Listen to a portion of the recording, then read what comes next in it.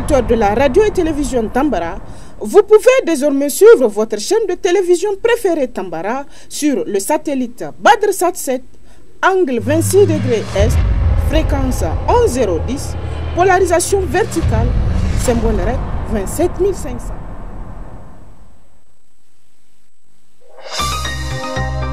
Suivez le journal avec STM Transport Voyageurs, une nouvelle façon de voyager.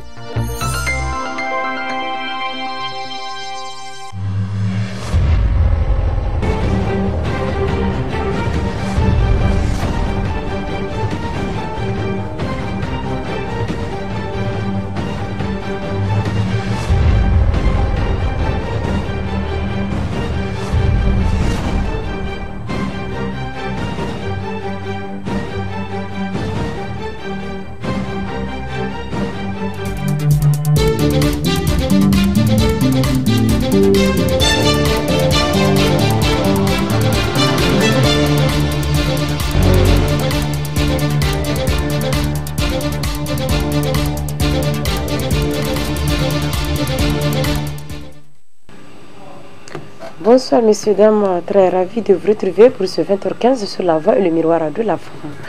Ce 8 juillet 2025 marque le lancement officiel des épreuves du baccalauréat session 2025. Le Britannique militaire de Niamey a été choisi par le ministre de l'Enseignement supérieur et le gouverneur de la région pour le coup d'envoi. Ibrahim Abdelkader et Ibrahim Kantama pour ce reportage.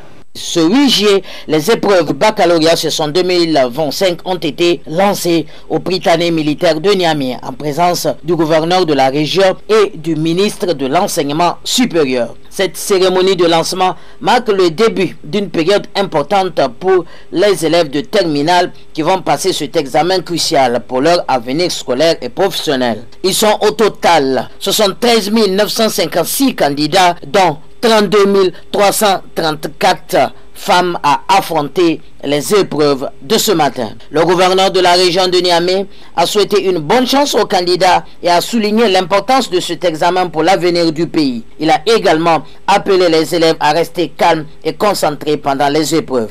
Dans le cadre du lancement des épreuves du bac 2025, l'année s'est passée normalement. Donc nous avons de bons espoirs que les résultats seront à la hauteur de nos attentes. Pour enchérir, le ministre a donné les conseils qui vont bien aux candidats ainsi que les consignes pour éviter les recherches de facilité, c'est-à-dire la tricherie. Donc nous avons donné les bons conseils, nous leur avons surtout souhaité bonne chance. Nous souhaitons bien, monsieur le ministre, que cette année, le taux d'admission soit supérieur à celui de l'année passée. Le ministre de l'Enseignement supérieur a pour sa part insisté sur l'importance de la transparence et de l'intégrité dans le déroulement des épreuves. Il a également félicité les organisateurs pour leur travail et leur engagement à garantir le bon déroulement de l'examen. L'épreuve commence à 8 h sur l'ensemble du territoire, donc on a autant que faire se peut essayer de coordonner cela avec les autres centres pour que chacun commence à 8 h les épreuves. C'est l'épreuve de français qui est la première épreuve cette année. Donc tout se passe très bien, l'organisation est parfaite. Comme je l'ai dit hier, il s'agit de 13 956 candidats qui passent ces épreuves du baccalauréat. 44% des filles, donc ça fait 32 334, je crois, candidates. Donc pour 39 filières et séries, pour un total de 198 jurys à travers le pays. Donc on leur souhaite bonne chance pour ces épreuves. L'année s'est très bien passée, donc on n'a pas d'inquiétude par rapport à cet aspect. Donc, ils sont censés avoir le maximum d'informations de connaissances pour pouvoir répondre aux questions et avoir leur parchemin qui est le baccalauréat, qui est le premier diplôme pour accéder à l'enseignement supérieur. Et donc aussi bien pour les universités que les grandes écoles, que les centres et instituts. Les conseils, c'est les conseils qu'on leur répète chaque fois, hein, c'est de se concentrer, bien lire les épreuves et respecter les différentes consignes par rapport au comportement qu'on doit éviter pour ne pas se faire prendre inutilement. Juste après, les candidats ont reçu les sujets des épreuves et ont commencé à plancher. Les surveillants ont été déployés pour garantir le respect des règles et la sécurité des candidats. Le lancement des épreuves du baccalauréat session 2025 au Prytanée militaire de Niamey s'est déroulé dans le calme et la sérénité. Les autorités éducatives et les organisateurs sont mobilisés pour garantir le bon déroulement des épreuves et assurer la transparence et l'intégrité de l'examen. L'association Jeunesse et Patriotisme a rendu publique une déclaration ce 8 juillet 2025 sur la situation préoccupante des habitants légalement installés de la ceinture verte de Niamey. C'est étendu de cette déclaration avec le secrétaire général de la structure. Nous, Association Jeunesse Patriotisme, AGEPA, préoccupés en ce jour mardi 8 juillet 2025 par la situation née de la décision unilatérale de déguerpissement des habitants légalement installés dans la ceinture verte par le gouverneur de Niamey, faisant la déclaration dont la teneur suit. Le 3 juillet 2025, le gouverneur de Niamey a, à travers une déclaration laconique, totalement aux antipodes des idéaux de la refondation populaire, terme en vogue pour libérer le peuple nigérien du joug de la domination et de l'injustice sociale, sommer les habitants de la ceinture verte à évacuer la zone dans un délai de 15 jours sous prétexte d'expropriation. Plus grave, une fois son utilisateur expiré, il procédera à la démolition systématique de toutes les infrastructures qui abritent sur le lieu. Cette mesure, certes légitime pour un État, surtout dans le contexte actuel que nous sommes, mais requiert au préalable qu'on se prémunisse d'un minimum de précaution et de magnanimité assurant la dignité humaine et le droit de l'habitation tel que défendu par les instruments juridiques nationaux et internationaux. Le bon sens et la hauteur de la responsabilité commande au gouverneur à agir honorablement et à ne pas occulter l'inévitable indemnisation des titres de propriété légaux, surtout qu'il a fait allusion lui-même à l'expropriation et non à une confiscation arbitraire. Il nous plaît de rappeler, en tant qu'association de défense des droits de l'homme, que tout le jalonnement de l'opération d'expropriation est couronné au préalable par une amertume juridique et institutionnelle pour éviter l'abus de droit aux conséquences incommensurables. Pour ce faire, le principe impose de prendre deux décrets majeurs, l'un sur le processus général de l'expropriation et l'autre sur l'accessibilité qui consacre définitivement les autres conditions telles que la mise en place de la commission d'arbitrage, l'évaluation des équipements sur place, le dédommagement effectif des victimes et un minimum de préavis pour leur permettre de se préparer, surtout dans le contexte actuel que nous sommes de l'hivernage, pour ne pas les exposer aux intempéries de la pluie. À lieu et place de ce corpus juridique, le gouvernement envisage de passer outre pour mettre en exécution son plan de démolition à haut risque. Au regard du contexte de crise sécuritaire et de la recherche effrénée de la conquête de notre identité dérobée, nous invitons le gouverneur à une indulgence particulière. Pour les hautes autorités, nous demandons à faire montre de sagesse et mettre en veilleuse cet épisode qui ne profite seulement qu'aux forces de mal qui veillent au gain. Le 5 juillet 2025 se clôt les 5 jours d'activité du camp des jeunes messagers de la paix à Niamey. 3 régions étaient invitées, y compris la capitale. Une initiative de l'Association des scouts du Niger avec l'appui de plusieurs partenaires, dont le Fonds des Nations Unies pour l'enfance UNICEF. Suivez ce reportage.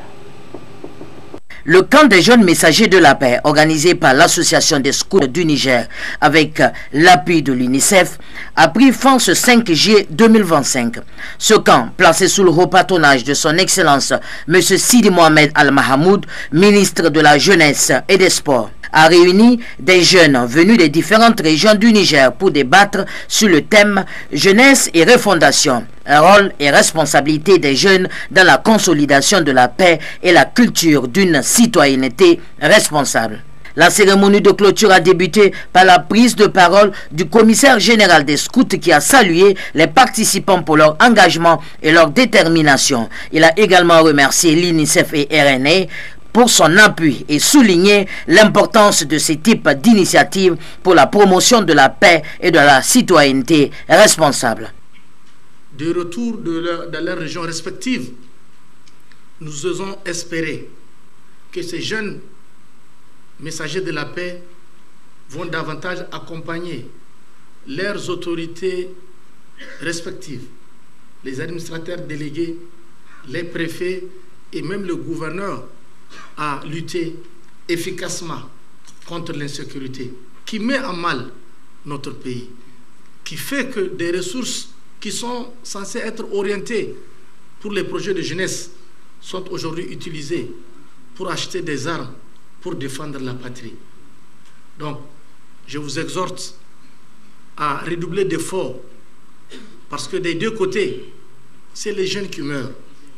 Et nous pouvons travailler avec nos autorités pour lutter efficacement contre ce terrorisme qui nous a été imposé par les forces du mal qui sont aujourd'hui dévoilées. Et il y va de notre intérêt. Parce qu'aucun rassemblement ne pourra se tenir s'il n'y a pas de paix. Aucun développement n'est possible sans la paix, sans la sécurité. Le président du Conseil national de la jeunesse a ensuite pris la parole pour féliciter les participants et les organisateurs pour le succès de ce camp. Il a mis en avant l'importance du rôle des jeunes dans la construction d'un avenir meilleur pour le Niger. Nous avons partagé des moments riches en échanges, en apprentissage et en réflexion sur les thèmes rôle et responsabilité des jeunes dans la culture de la paix et de la citoyenneté responsable. Au cours de ces jours passés ensemble, nous avons eu l'opportunité d'explorer des défis qui se posent à notre société, mais aussi les solutions que vous, en tant que jeunes leaders, pouvez apporter. Vous avez démontré que la jeunesse n'est pas seulement l'avenir, elle est aussi le présent. Vous êtes des acteurs clés dans la construction d'une société pacifique et inclusive. La paix ne se limite pas à l'absence de conflits, elle nécessite un engagement actif. Votre rôle en tant que jeune messager de la paix est de promouvoir le dialogue, la tolérance et la compréhension entre les différentes communautés. Le ministre de la Jeunesse et des Sports, son Excellence M. Sidi Mohamed Al Mahamoud, a prononcé le discours de clôture. Il a salué l'initiative de l'Association des scouts du Niger et l'UNICEF et a souligné l'importance de la jeunesse dans la consolidation de la paix et la promotion d'une citoyenneté responsable. Il a également appelé les participants à mettre en pratique les connaissances et les compétences acquises pendant le camp pour contribuer au développement de leur pays. Ce camp vous a permis de participer activement et de manière bénévole à des activités communautaires telles que le ramassage des déchets plastiques, la plantation d'arbres, les salubrités et le don de sang. Au regard de ce qui précède, permettez-moi de vous adresser les vifs encouragements de son Excellence, le général d'armée Abdraman Chani, président de la République, chef de l'État, et de son Excellence Ali Mohamed Lamine Zen, Premier ministre, ministre de l'économie et des finances, qui ont placé la jeunesse au cœur des priorités de la refondation. Mesdames et messieurs, chers participants, je voudrais aussi féliciter les scouts du Niger pour leur contribution au Fonds de solidarité pour la sauvegarde de la patrie, FSSP, un geste noble qui mérite nos encouragements et saisir la même occasion pour demander à l'ensemble des organisations de jeunesse de vous emboîter les pas afin de soutenir davantage les efforts de guerre de notre gouvernement. Le camp des jeunes messagers de la paix a été un succès grâce à l'engagement des participants et à l'appui des organisateurs et des partenaires. Les jeunes qui ont participé à ce camp sont désormais mieux équipés pour jouer un rôle actif dans la promotion de la paix et de la citoyenneté responsable dans leur communauté. L'association des scouts du Niger et l'UNICEF peuvent être fiers de leur initiative qui contribuera certainement à un avenir meilleur pour les jeunes du Niger.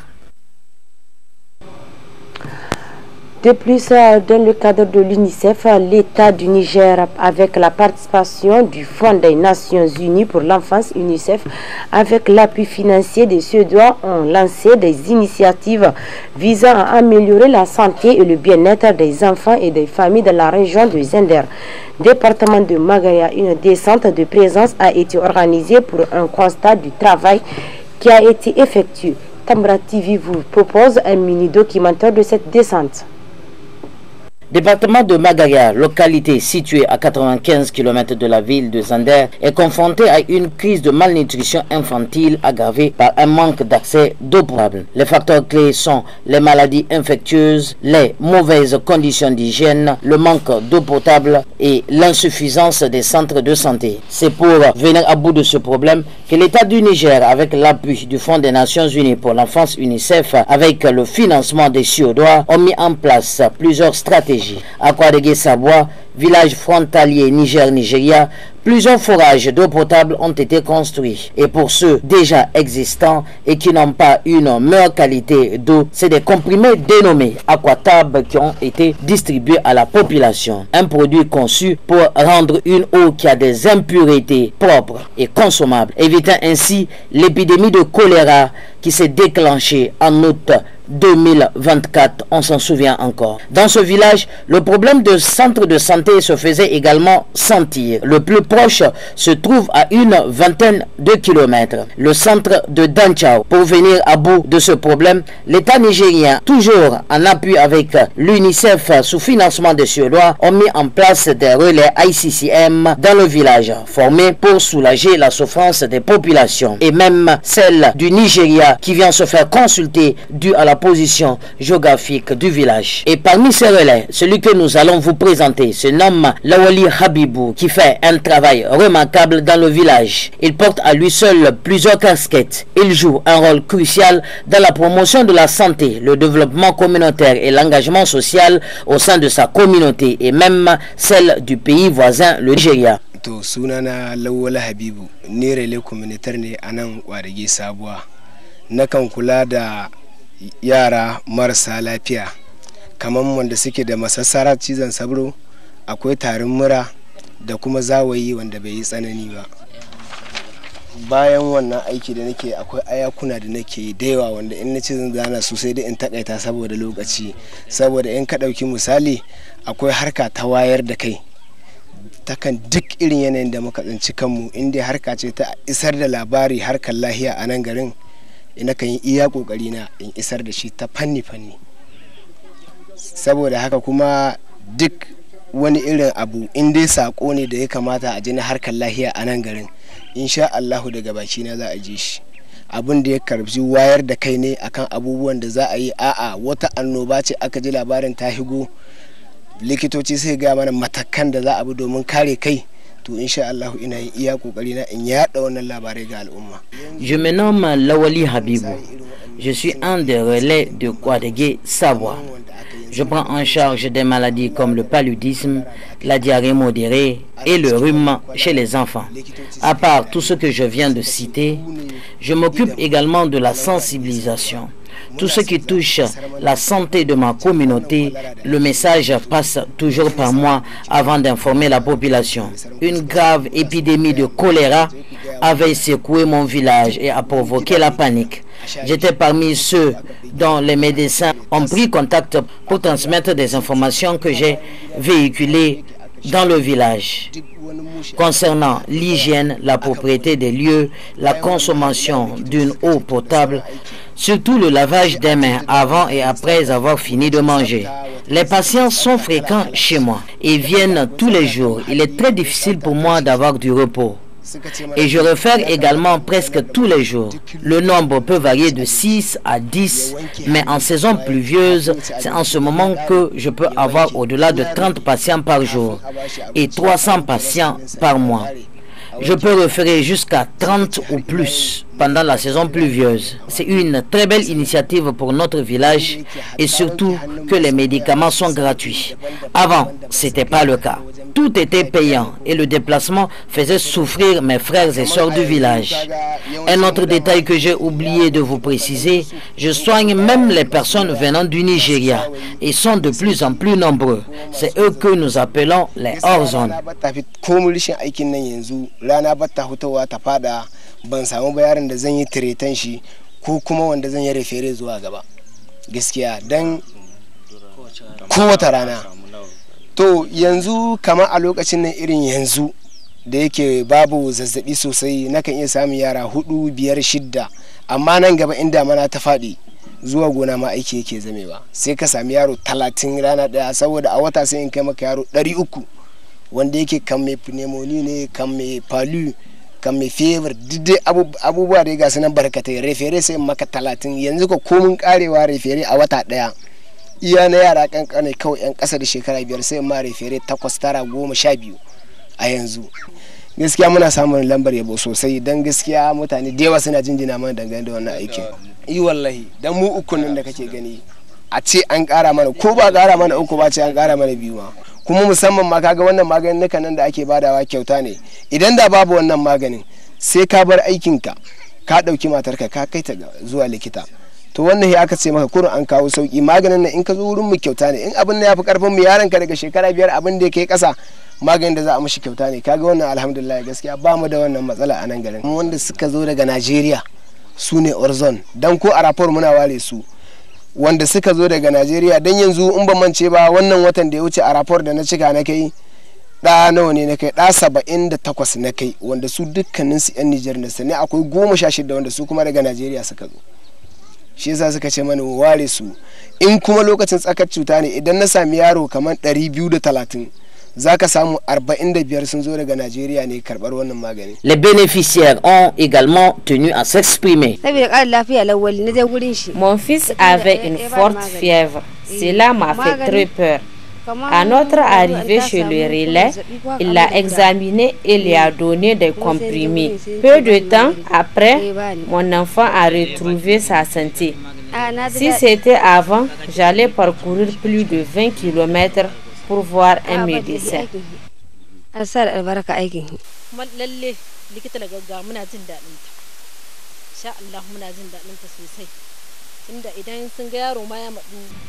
Vraiment, nous sommes très satisfaits du travail des relais communautaires.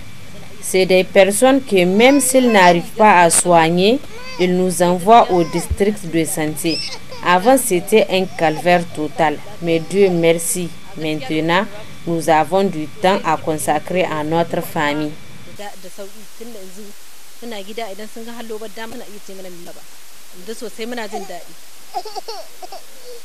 Lokacin cutar kwalara suna iya ce mana mu samu ruwar sabulu mu wanke hannu, muke wanke yaran mu hannuwa da sosuwar da sabulu da ruwa, muke wanke yaran mu baki, muna musu wanka, muna tsaftace gidanmu, kana tsaftace muhalli, gyaran gindin murhu daki ne, komai muna iya gyara su. Suna cewa muke tafasa ruwa haka dai mai kyau muna sha.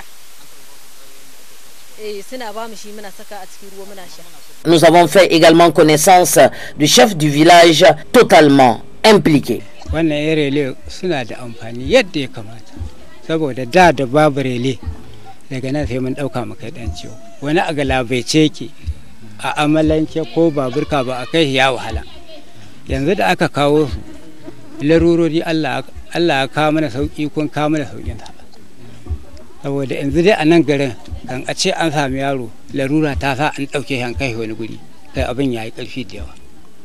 Komin dare aka tashi su sa ya aikin su, komin dare. Je suis le chef du village de Kouadégué-Savoie. Les relais font un travail formidable. C'est aussi grâce à eux qu'on a pu contenir l'épidémie de choléra qui a fait énormément de malades dans mon village. C'était catastrophique. Et l'épidémie avait démarré chez moi, avec ma femme. Sans le concours de ces derniers et leur connaissance, je me suis posé la question de savoir qu'allons-nous faire. S'il y a vraiment une possibilité d'augmenter le nombre de relais, ce serait une très bonne chose pour mon village.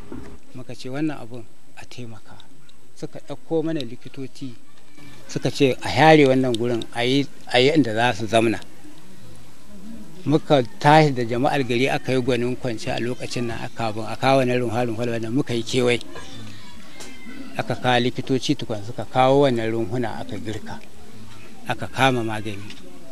To da ikon Allah da mu na garin da muka kamu da na ƙauyukan ma a ciki ba a huba kwana 20 abin Allah ka sauƙinsa. A lokacin nan ma reli sun yi aiki.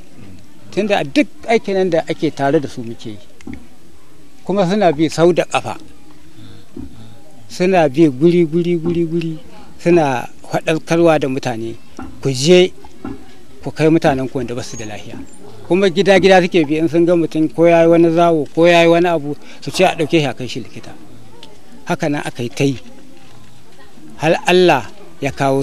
Plus loin, à une vingtaine de kilomètres de là, le médecin-chef de Danchao a fait un rapport détaillé. Dans le cadre des activités réponse aux urgences concernant mon ordre de santé en 2024, nous avons amené beaucoup d'activités, parmi lesquelles on fait citer des activités entrant dans le cadre de la surveillance des maladies à potentiel épidémique, ce qui nous a permis de prendre en charge beaucoup de maladies, notamment des cas de choléra, jusqu'à 81 cas, aucun décès. De l'autre côté, nous avons eu également, avec l'appui de certains partenaires, à former des relais communautaires. Et ces relais, avec ces relais, nous avons eu donc à faire le dépistage. Environ 7612 enfants ont été dépistés, parmi lesquels 218 étaient des malnutris. Tous ces enfants-là ont été référés au niveau du centre de santé pour pouvoir les prendre en charge. De l'autre côté également, ça nous a permis de sensibiliser les mamans, donc les mères et les gardiens d'enfants, environ 5700 sur l'alimentation de nourrissons et de jeunes enfants.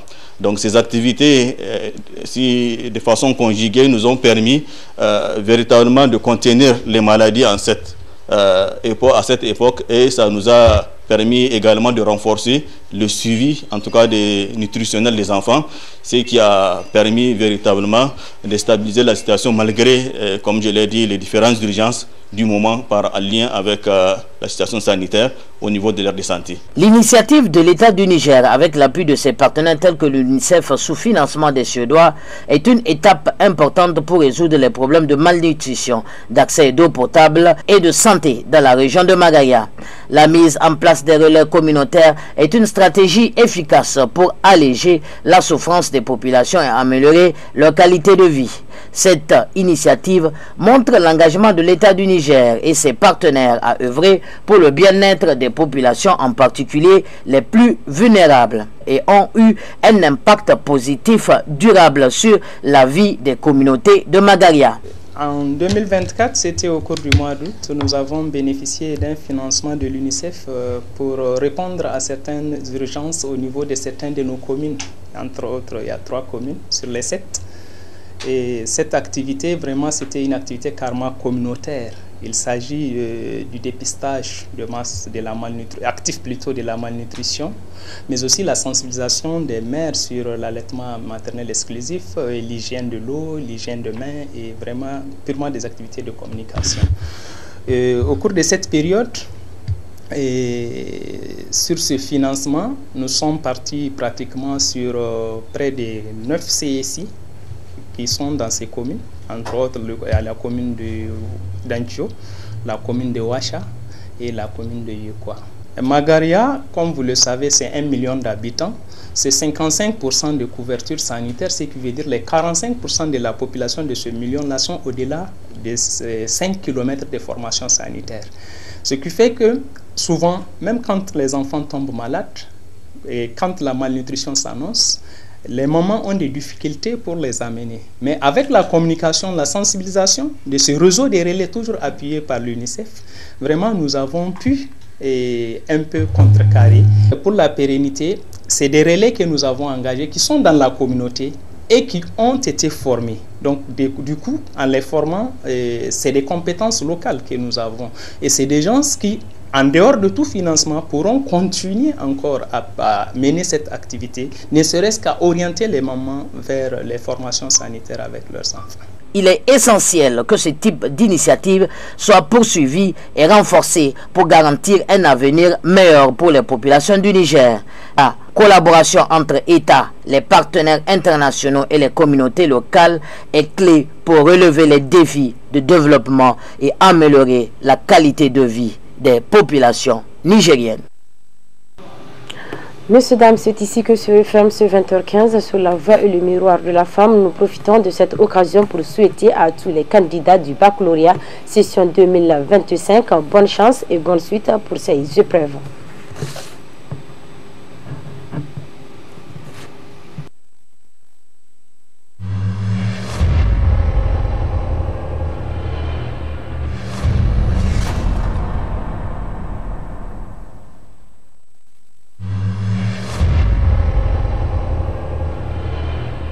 Chers auditeurs et téléspectateurs de la radio et télévision Tambara, vous pouvez désormais suivre votre chaîne de télévision préférée Tambara sur le satellite BadrSat 7, angle 26 degrés Est, fréquence 11010, polarisation verticale, symbole REC 27500.